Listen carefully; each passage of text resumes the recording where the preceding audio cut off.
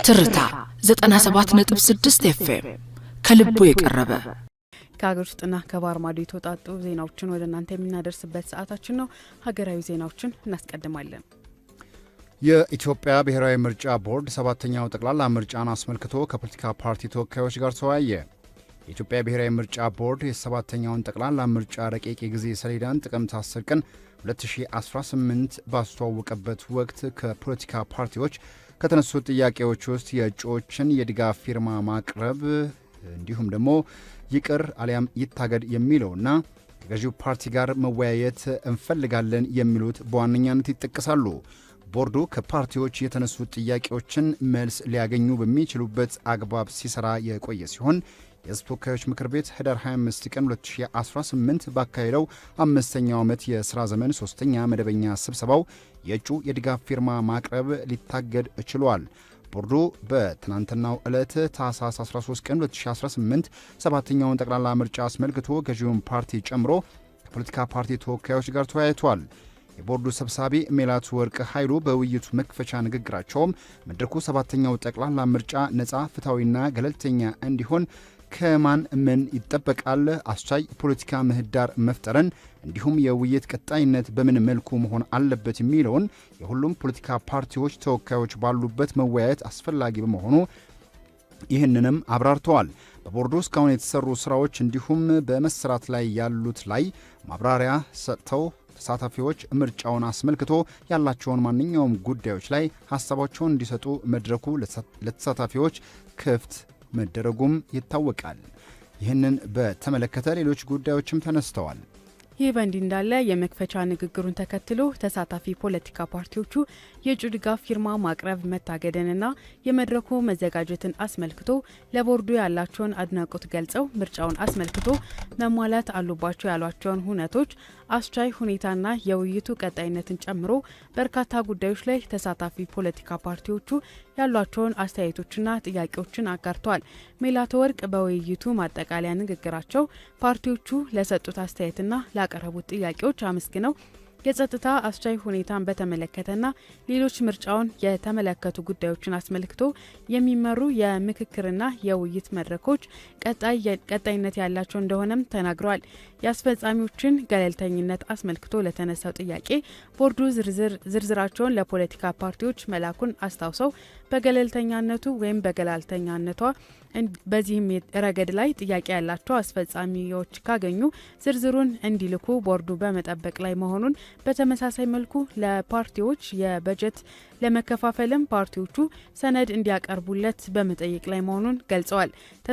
ተሳታፊዎቹ ያነሱት ሌላኛው ጥያቄ በትግራይ ምርጫ ይካሄዳል የሚለው ሲሆን ሜላትወርቅ በምላሹ ቦርዱ በሌሎች ክልሎች እንደሚያደርገው በትግራይ ክልል ምርጫ ለማድረግ ዝግጅት እያደረገ መሆኑን፣ ባሳለፍነው ሳምንት ከትግራይ ጊዜያዊ አስተዳደር ጋር በትግራይ ክልል ምርጫ ስለሚካሄድበት ሁኔታ እንደተወያዩና ቦርዱም ውይይቱን ተከትሎ በውይይቱ ጥሩ ውጤት እንደሚጠበቅ መናገራቸውን ከቦርዱ ያገኘነው መረጃ ያመላክታል።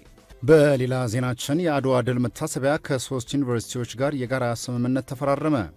የአድዋ ድል መታሰቢያ ታሪካዊ እሴቶችን በጥናትና ምርምር ለማሳደግ ከአዲስ አበባ ሳይንስና ቴክኖሎጂ እንዲሁም ከኮተቤ ትምህርት ዩኒቨርሲቲዎች ጋር የጋራ ትብብር ስምምነት ፊርማን አኖረ። የመታሰቢያ ዋናው ዳይሬክተር ዶክተር ዮሴፍ ቤኮ በፊርማ ስነስርዓቱ ላይ እንደገለጹት የአድዋ ድል የጥቁር ሕዝቦች ኩራትና የፓን አፍሪካኒዝም ምልክት ነው ብለዋል። ይህንን ታላቅ ታሪክ በሳይንሳዊ መንገድ ለማስቀጠልና የውል ትርክትን ለመገንባት ከከፍተኛ የትምህርት ተቋማት ጋር በቅንጅት መስራት ወሳኝ መሆኑንም አስገንዝበዋል። የዩኒቨርሲቲዎቹ አመራሮችን በበኩላቸው ለመታሰቢያው ያላቸውን ድጋፍ ገልጸው ተናግረዋል።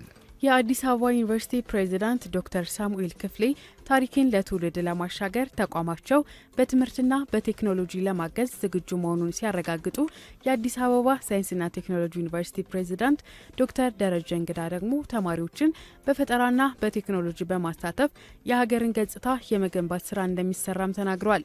የኮተቤ የትምህርት ዩኒቨርሲቲ ምክትል ፕሬዚዳንት ዶክተር ቴዎድሮስ ሙሉጌታ በበኩላቸው የተዛቡ የታሪክ ትረካዎችን ማስተካከል የሚቻለው በትምህርት ተቋማት መሆኑን ጠቅሰው ዩኒቨርሲቲያቸው በዚህ ሂደት ውስጥ የበኩሉን ሚና እንደሚጫወትም ገልጸዋል።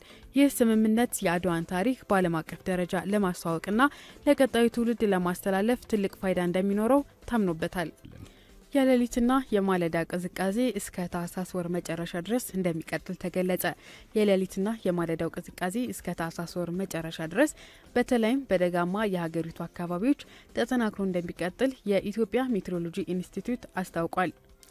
የኢትዮጵያ ሜትሮሎጂ ኢንስቲትዩት ለጋዜጣ ፕላስ በላከው መረጃ እንዳመላከተው ከሆነ ከሳይቤሪያ የሚነፍሰው ከፍተኛ የአየር ግፊት ወደ ኢትዮጵያ የሚዘልቅ በመሆኑ ደረቅ ፀሐያማና ነፋሻማ የአየር ሁኔታ በአብዛኛው የሀገሪቱ ክፍሎች እንደሚስተዋል ተመላክቷል።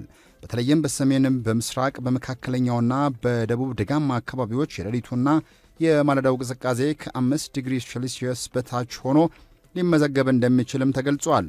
ይህ ቅዝቃዜ እስከ ጥር ወር እስከ ወሩ ማጠናቀቂያ ድረስ የሚዘልቅ በመሆኑ ህብረተሰቡ አስፈላጊውን ጥንቃቄ እንዲያደርግ ኢንስቲትዩቱ አሳስበዋል። በዲጂታል ኢትዮጵያ 2030 የሳይበር ደህንነት ጉዳይ ከመሰረተ ልማትና ኃይል አቅርቦት ቀጥሎ ስትራቴጂካዊ እቅድ ቅድሚያ የተሰጠው ጉዳይ ነው ሲሉ የኢንፎርሜሽን መረብ ደህንነት አስተዳደር ዋና ዳይሬክተር ትዕግስት አሚድ አስታወቁ። ዋና ዳይሬክተሯ ዲጂታል ኢትዮጵያ 2030 ስትራቴጂያዊ ውስጥ ደህንነቱ የተጠበቀና አመኔታ የፈጠረ እንዲሆን ማስቻልን በተመለከተ በሰጡት ማብራሪያ እንዳሉት የሳይበር ደህንነት ስጋቶች ገጽታ በጣም ሰፊ እያደገ የመጣና ለነገ ተብሎ የሚተው ጉዳይ አይደለም ሲሉም ገልጸዋል።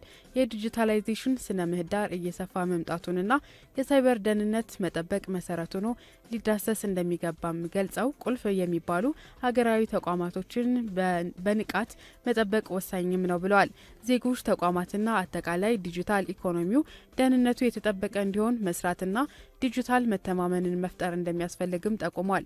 የሳይበር ደህንነት በዲጂታል ኢትዮጵያ 2025 ስትራቴጂክ ምሰሶ ሆኖ ሲሰራ መቆየቱን አስታውሰው በሳይበር ደህንነት ዘርፉ ቁልፍ የመሰረተ ልማት ጉዳይ ማሳካት እንደቻለና ለሳይበር ደህንነቱ ቁልፍ የሆነ የክላውድ መሰረተ ልማት መገንባቱንም ተናግረዋል። እንዲሁም በቴክኖሎጂ የሚደርስ ጥቃትን ለመከላከል ከህግ አስፈጻሚ አካላት በትብብር የሚሰራበት ዲጂታል ፎሬንሲክ ላቦራቶሪ ወደ ሥራ መግባቱን ገልጸው የሰው ኃይልን በማልማትም ለዲጂታል ኢትዮጵያ 2030 መደላደል የሚሆን ሥራዎች መከናወናቸውን አብራርተዋል። በአዲሱ የዲጂታል ኢትዮጵያ 2030 ስትራቴጂ የሳይበር ደህንነት ከመሠረተ ልማትና ኃይል ቀጥሎ ቅድሚያ የተሰጠው ጉዳይ መሆኑንም አብራርተዋል። በዚህም ወደ 47 የሚሆኑ ስትራቴጂክ ኢኒሼቲቭ ተቀርጸው ወደ ሥራ መግባቱንም ነው ያመላከቱት። አይበገሬ የሆነ ቁልፍ መሠረተ ልማት መገንባት፣ የሕዝብ ቁልፍ መሠረተ ልማቶችን ማዘመን፣ ሀገራዊ የሳይበር ደህንነት አቅምና ዘርፎችን ዝግጁነት ማጠናከር፣ የአደጋ ምላሽ መስጫ ማዕከሎችን ማቋቋምና የግል ተቋማት በሳይበር ደህንነት ዘርፍ እንዲሰማሩ ዕድል መፍጠር የስትራቴጂው 5 ዋና ዋና ኢኒሼቲቭ መሆናቸውንም አስረድተዋል። የዲጂታል ኢትዮጵያ 2030 በስትራቴጂ ሲሳካ የዲጂታል መተማመንን እንደሚፈጥር፣ የዲጂታል ሉዓላዊነትን እንደሚያረጋግጥና የሳይበር ደህንነት ከ95 በመቶ በላይ እንደሚደርስም አብራርተዋል። ይህንን ለማሳካት በሳይበር ደህንነት ዙሪያ የግንዛቤ ፈጠራ ንቅናቄዎች በማካሄድ ለሳይበር ደህንነት ቅድሚያ በመስጠት በሳይበር ደህንነት ጉዳይ ላይ የሚወጡ አዋጆችና መመሪያዎችን ከመተግበር አንጻር ያሉ ክፍተቶችን በመቅረፍ ላይ በትኩረት እንደሚሰራም አመላክተዋል። ሀገራዊና ዓለም አቀፋዊ ጉዳዮችን እየተመለከትን ነው። የሀገር ውስጥ ጉዳዮችን አጠናቀን ከውጭ ወዳገኘናቸው ዜናዎች ስናልፍ ሱዳንን እናገኛለን። ወደ ሱዳን የሚጓዘው ዘመናዊ የጦር መሳሪያ ጦርነቱን እያባባሰ መሆኑን የተባበሩት ሀገሮች ድርጅት ገለጸ። የዓለም አቀፉ ማህበረሰብ ጦርነቱን ለሚደግፉ አካላት ግልጽ የሆነ የተጠያቂነት መልእክት እንዲያስተላልፍም ጠይቋል። የተባበሩት ሀገሮች ድርጅት ረዳት ዋና ጸሐፊ ካሊድ ኪያር ለጸጥታው ምክር ቤት በሰጡት መግለጫ ሱዳን በአሁኑ ወቅት በጦር መሳሪያዎች የተጥለቀለቀች ሀገር ሆናለች ብሏል።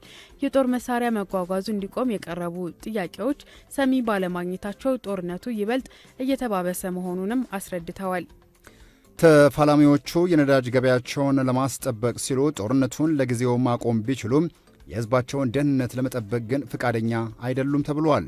በኮርዱፍ ግዛት በቅርቡ በደረሰ የድሮን ጥቃት የ63 ሕፃናት ሕይወት ጨምሮ የ100 ሰዎች ነፍስ መጥፋቱን ያስታወሱት ኪያሪ የሲቪሎች ስቃይ አሁንም ከሚታሰበው በላይ መሆኑንም አጽንኦት ሰጥተው ተናግረዋል። በተለይም በሰሜን ዳርፉር ኤልፋሻር ከተማ ለ500 ቀናት የተደረገው ከበባ በቅርቡ ወደ ግጭት ማምራቱና የፈጣን ድጋፍ ሰጪ ኃይሎች RSF ከተማዋን መቆጣጠራቸው ለሺዎች መፈናቀልና ለከፋ የምግብ እጥረት ምክንያት መሆኑን ሮይተርስ በዘገባው አስፍሮታል። የትራምፕ አስተዳደር ወደ 30 የሚሆኑ አምባሳደሮችን ከኃላፊነታቸው እንዲነሱ እያደረገ መሆኑ ተሰምቷል። የአሜሪካው ፕሬዚዳንት ዶናልድ ትራምፕ አስተዳደር የአሜሪካን ፈርስት ፖሊሲን ለማስፈጸም በሚል በተለያዩ ሀገራት የሚገኙ ወደ 30 የሚጠጉ ከፍተኛ ዲፕሎማቶችንና አምባሳደሮችን ከኃላፊነታቸው እያነሳ ነው ተብሏል። ይኸውም በ29 ሀገሮች የሚገኙ አምባሳደሮች የስራ ዘመናቸው በመጪው ጥር ወር እንደሚያበቃ ባለፈው ሳምንት ከዋሽንግተን ትዕዛዝ ደርሷቸዋል። እነዚህ ዲፕሎማቶች በጆ ባይደን አስተዳደር የተሾሙ ቢሆንም የትራምፕ አስተዳደር የራሱን የውጭ ጉዳይ ፖሊሲ የሚያራምዱ ግለሰቦችን ለማተካት መወሰኑም በዘገባው ላይ ተመላክቷል። የውጭ ጉዳይ ሚኒስቴር እርምጃውን የተለመደ አሰራር ሲል የገለጸው ሲሆን አምባሳደሮቹ የፕሬዝዳንቱ የግል ተወካዮች በመሆናቸው አስተዳደሩ አዳዲስ ሰዎችን የመመደብ መብት እንዳለውም አስታውቀዋል።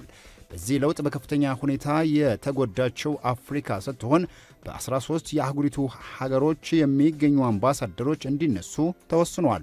ከእነዚህም መካከልም የናይጄሪያ፣ ሩዋንዳ፣ ሶማሊያ፣ ኡጋንዳና ሴኔጋል አምባሳደሮችም ይገኙበታል። ከኃላፊነታቸው የተነሱ ዲፕሎማቶች ከስራ እንደማይሰናበቱና ወደ ዋሽንግተን ተመልሰው በሌሎች የሥራ መደቦች ላይ እንደሚመደቡም ተገልጿል።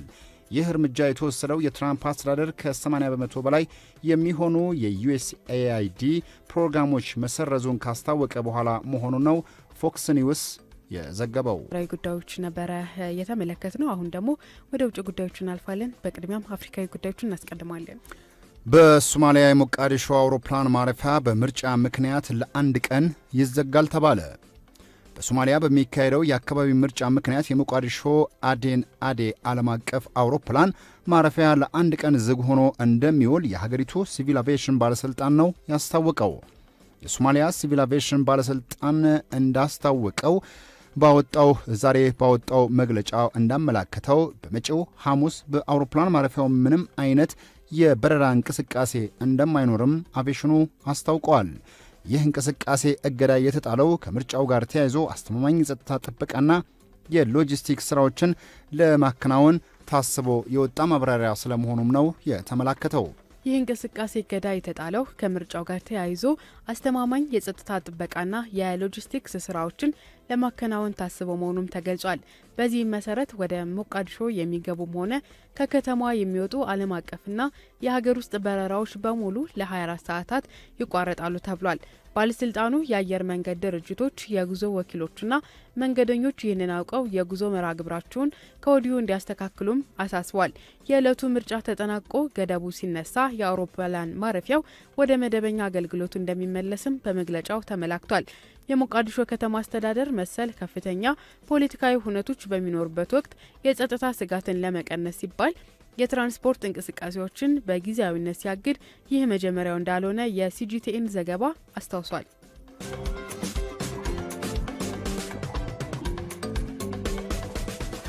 በመጨረሻም ጃፓን ከ15 ዓመታት በኋላ በዓለም ግዙፉን የኒኩሌር ኃይል ማመንጫ ዳግም ልታስጀምር ወይም ልታንቀሳቀስ መሆኑን አስታወቀች።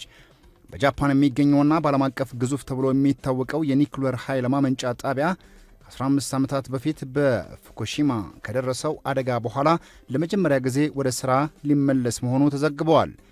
በኒጋታ ግዛት የሚገኘውና ካሺዋዛኪ ካሪዋ ተብሎ የሚጠራው ይህ ግዙፍ የኃይል ማመንጫ በፉኩሺማው የኒኩሌር አደጋ ምክንያት ለረጅም ዓመታት ተዘግቶ መቆየቱ ይታወሳል። ይሁን እንጂ የግዛቱ ምክር ቤት ትናንት ባሳለፈው ውሳኔ ቴፖኮ የተሰኘው የኃይል አቅራቢ ኩባንያ ከሰባቱ የኒኩሌር ሪያክተሮች መካከል አንዱ ዳግም እንዲንቀሳቀስ ፈቅዷል ማለቱን የተሰማው። የጃፓን ብሔራዊ ቴሌቪዥን NHK እንደዘገበው ከሆነ ኩባንያው ቁጥር 6 የተሰኘውን ሪያክተር እንደ አውሮፓውያኑ አቆጣጠር በመጪው ጥር ወር አጋማሽ ላይ ወደ ሥራ ለማስገባት ማቀዱን ነው የወጡ መረጃዎች የሚያሳዩት። ጃፓን እንደ አውሮፓውያን አቆጣጠር በ2011 በደረሰው ከፍተኛ የመሬት መንቀጥቀጥና ሱናሚ ሳቢያ በፉኩሺማ ዳይቺ የኒውክሌር ጣቢያ ላይ የደረሰውን አደጋ ተከትሎ በሀገሪቱ የነበረውን የ54ቱንም የኒውክሌር ማመንጫዎችን አግዶ መቆየቱ ይታወሳል። ይህ አደጋ ከቼርኖቤል ቀጥሎ በዓለም ላይ የደረሰ አስከፊ የኒውክሌር አደጋ ተብሎም ተመዝግቧል። ይሁን እንጂ ሀገሪቱ በአሁኑ ወቅት ከቅሪተ አካል ነዳጅ ጥገኝነት ለመውጣት የምታደርገው ጥረት ከነበሩት 33 ሊሰሩ የሚችሉ ሪክተሮች መካከል እስካሁን 14ቱን ወደ ስራ መልሳለች። በአካባቢው ነዋሪዎች ዘንድ የደህንነት ስጋት ቢኖርም የፉኩሺማውን ጣቢያ ያስተዳደረው የነበረው ቴፕኮ ኩባንያ አዲስ የስራ ጅማሮ ሙሉ በሙሉ አስተማማኝ መሆኑን ለሕዝቡ ማረጋገጥ ጥረት እያደረገ እንደሚገኝም ተዘግቧል። የዚህ ሰዓት አጋር ሆነው ከኛ ጋር እየሰሩ የሚገኙ ተቋማት አሉ። በ8294 ለፈጣን የትራንስፖርት አማራጭ በቀዳሚነት በርካቶች ሚሊዮኖች ምርጫቸውን ያደረጉትን ራይድን እንድትጠቀሙ እየተጋበዛችሁ ትገኛላችሁ።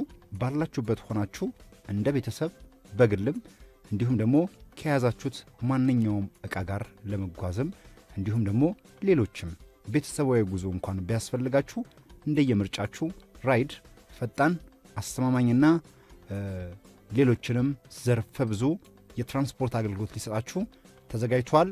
በመዲናችን የሚሊዮኖች ምርጫ ሆኖ ዛሬም ድረስ ቀጥሏል። 8294 ራይድን ቀዳሚ ምርጫችሁ አድርጉ። በእጅ ስልኮቻችሁ ላይ አፕሊኬሽኑን በማውረድ ስትጠቀሙ ራይድ ፈጣን ምላሽ ይሰጣችኋል። ምርጫችሁ ብታደርጉ ትጠቀማላችሁ የሚላችሁ 8294 ራይድ ነው። አጋራችን ሆኖ አብሮን ስላለ እጅግ አድርገን እናመሰግናለን። ሌላኛው አጋራችን ማን እንደ እናት የሚለው እናት ባንክ ነው። እናት ባንክ ዘርፈ ብዙ የባንክ አገልግሎቶችን ይሰጣል። እናት መላ የትምህርት ቤት የክፍያ ሂሳብ ከአገልግሎቶቹ መሀል አንዱ ነው። ወላጆች ልጆቻቸውን ከማስመዝገብ ጀምረው ባሉበት ነው ወርሃዊ ክፍያቸውን መፈጸም፣ የጉዞና የመጽሐፍ ግዢ ክፍያዎችንም መፈጸም ያስችላቸዋል። ከዚህም ባሻገር ደግሞ ወላጆች ትምህርት ቤት መገኘት ሲኖርባቸው የአጭር የጽሁፍ መልእክትን ባሉበት ነው እንዲደርሳቸው ያደርጋል። በዚህም የተነሳ በኢትዮጵያ የሚገኙ ትምህርት ቤቶችን አብረውን እንዲሰሩ እንጋብዛለን ይላል። እንግዲህ እናት ባንክ ሌላው የሚታወቅባቸው ስለ አንቺና ኦሚ የቁጠባ አገልግሎቶችም ይታወቃሉ። በእናት ሁሉም ተችሏል የሚላችሁ እናት ባንክ የአውሮፕላን ትኬት መቁረጥ ቢያስፈልጎ ቢያሻው ለማንኛውም ጉዞ ትኬቶን በእኛ ባንክ በኩል ይቁረጡ ይሎታል። በዚህም የተነሳ እንግዲህ በኢትዮጵያ የሚገኙ ትምህርት ቤቶችንም ደንበኞችንም ከኛ ጋር አብራችሁን ስሩ እያለ ይገኛል። እናት ባንክ ሌላኛው የሰዓት አጋራችን ነው። ትርታ 97.6 ኤፍኤም ከልቦ የቀረበ